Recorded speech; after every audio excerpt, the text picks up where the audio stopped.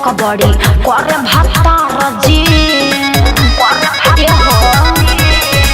भइल बा शादी बाकी बानी कुंवर जी ससुरा में शौक बड़ी करे भतार जी टेस्ट सब पहले नहीं तनी को जात में अरे का बोलू हो शादी से पहले या शादी के बाद में आइल का अंतर बतोरा समाज में शादी से पहले या शादी के बाद में अच्छा आइल बा अंतर का तोरा समाज में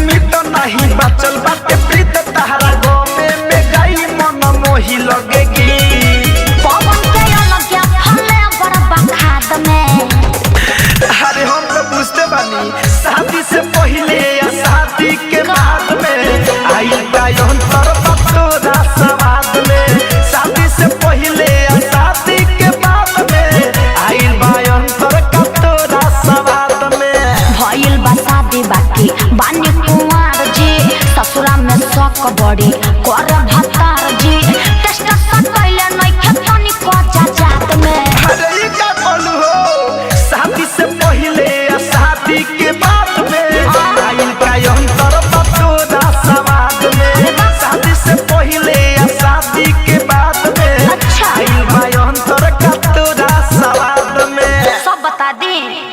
आरसीएम म्यूजिक न्यू ऐप अभी डाउनलोड कीजिए हमारे गूगल प्ले स्टोर से और पाए भोजपुरी लोकगीतों का एक से बढ़कर एक ऑडियो वीडियो सॉन्ग बिल्कुल मुफ्त।